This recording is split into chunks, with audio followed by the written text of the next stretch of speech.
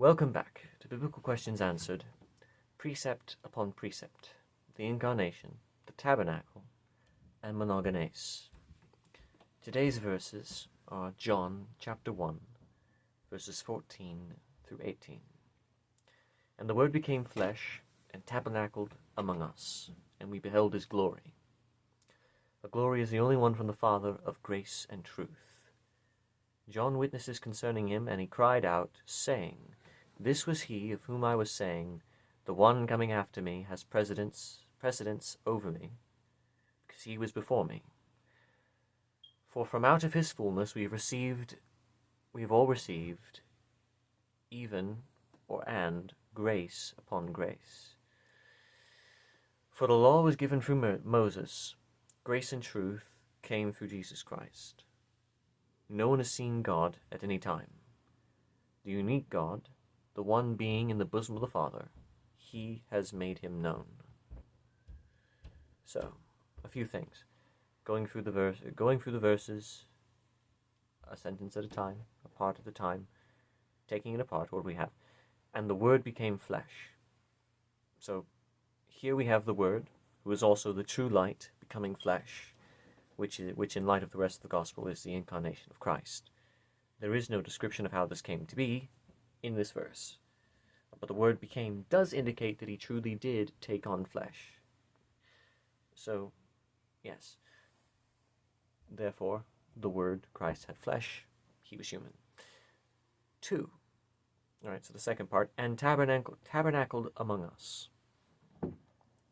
That John uses the word tabernacle is interesting because it is a reference to the Exodus, where God dwelt among his people and is with his glory in the tabernacle. We might conclude then that the tabernacle is also a reference to the glory of the Son being covered by his flesh.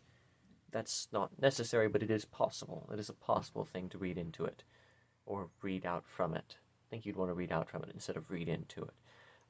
John says that he dwelt among us, indicating that, one, that he identifies with his audience, and that the Word was with him.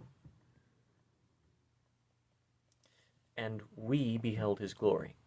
So here again, John and his audience at some point beheld his glory. Now it could be John is saying we in a different manner, but I don't think so, because there were people who did see his glory. A lot of people. Which again does harken back to Exodus, because God tabernacled among his people. They saw his glory a whole bunch of times all throughout that period. A glory as of the only one from the Father. The word here is monogenes, which has been in the past translated only begotten, but in recent years it has been discovered to be more correctly translated only one or one of a kind.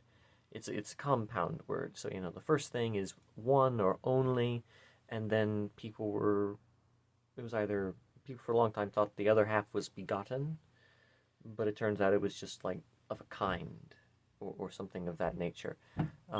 But so here it connects the Word as being from the Father, and so we can necessarily say that being the only one from the Father comes with glory, right? It is something that is a glory, that is someone who is from the Father is glorious, and that the Word is from the Father. So those are two things we can say. So now we have John crying out in the wilderness, the one coming after me has preeminence over me because he was before me. Here you have John the Baptist declaring that in context that Christ was before him, which necessitates the preexistence of Christ before the incarnation. Although this far, just this far into the Gospel of John, it should be obvious, it should be clear. But again, right, making sure everything is clear. For from out of his fullness, we have received, and grace upon grace, or we have received even grace upon grace, or we have received also grace upon grace. So that's interesting. This line is interesting. John and his audience, which may be a part of received. This line is interesting. John and his audience, which we may be a part of, received something from his fullness. This might be referring back to John 1:13, where it speaks of receiving him. Of course, it could also be that we are receiving the grace. So then, of course, what is the fullness? We are not informed. We also receive grace, and the grammar says, the word here is that we receive grace. It can be grace because of grace.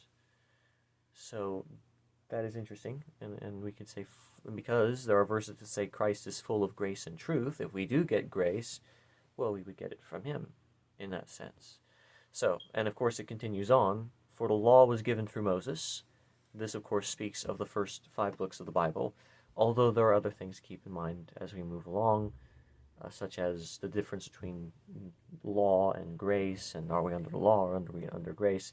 But that's a different... John doesn't cover that here. He's not getting into that right now. So, for the law was given through Moses, grace and truth came through Jesus Christ. An interesting thing to note is the way it is compared and contrasted. Right, the law was given through Moses, but grace and truth came through Christ, which the word implies origin or creation, began. That's the word used here, was the same word used for, began or came into being. It's the same sort of word there. Well, I mean, it is the same word, just a different tense, verb tense. It also indicates that grace and truth did not come through Moses, right? And any grace and truth that was in the law that was given through Moses had to have come through Christ. So there is that in that sense. No one has seen God at any time. Now, this is a big statement, especially if you know your Old Testament, because God shows up a lot, personally, visually. So what were those people seeing, right? Who did Moses see? Who did Abraham eat dinner with? Who did Jacob wrestle with? And then until he was given a blessing and a new name. Who? And of course, the next line, the unique God, the one being in the bosom of the Father, he has made him known. Now, the word here is the same sort of word we get exegesis, which means like, you could say revealed, you could say all that sort of revealed, made known, explained, that sort of context. So, now, you may be looking at your Bible and you see something a little different. Yours may read only begotten Son or unique Son, whilst what I said was unique God. And of course, unique versus only begotten, I did explain before. Now, with Son versus God, the words in Greek look very similar. And one of the differences is one of the letters has a line in it and the other doesn't. And if you're writing something on papyrus, papyrus has lines running all through it. So it's unclear which one came first, which one is the original. But that's not really worrying here, because Jesus is the Son and Jesus is God. So either one still works, and you're not losing anything. You're not, there's nothing in there like if it doesn't say God, Jesus isn't God. Jesus doesn't suddenly not become God because it doesn't say that here. Neither does he cease being a son if it's not that here either, right? There are plenty of verses that say he's the Son, and there are plenty of verses that say he's God. We don't need another one. It doesn't, it's fine. It's fine where it's at. But here, it reveals to us, that those who have seen God have not seen the Father, but Christ. So, I'm going to do something because I keep forgetting to do stuff in the comments, and I keep doing things a little differently. So I'm going to recap really quickly at the end all of the truths that have been found necessary in this video alone, in this passage alone. And when I get through the first chapter, finish the first chapter, I will make a video specifically as just a recap where we'll go through all the questions. Not the question. Well, we'll go through all the things that are necessary in that video from the first chapter. So, what do we have? So, first, the Word, or Christ, became flesh. Therefore, he did not walk on this earth only as a spirit. There are people who thought that. They were a little weird, a lot weird, not good. And you don't want to deny that Jesus was a man, just happened to be a spirit. It's a little weird. 2, the Word, Jesus, dwelt with his people. 3, the people Jesus dwelt with included John and John's audience in some way. 4, John and his audience beheld the glory of Christ. 5, said glory was of one who came from the Father. 6, Christ was from the Father.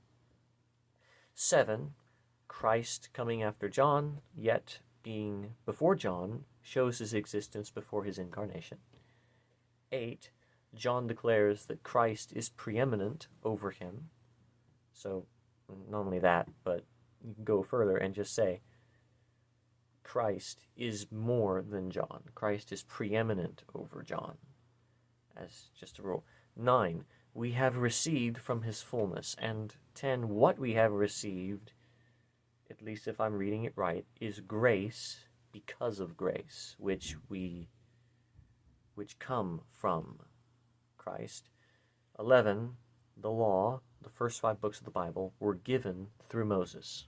That's important because that tells us, well, where did the law come from? Well, the law was given through Moses, not given through a bunch of people in Babylon somewhere. So, yeah, Moses and the law. 12, grace and truth come through Christ. You're not going to get grace and truth you're not going to get any grace or truth that don't come through Christ. That's an important thing. 13, no one has seen God, which in context is the Father. 14, Christ, the unique Son, or the unique God, has revealed him to us, explained him to us. 15, any who have seen God therefore must have seen the Son. 15, one video. I'm not... The recap episode is going to be very long, I'm sure. Fare thee well, till next time, and God bless.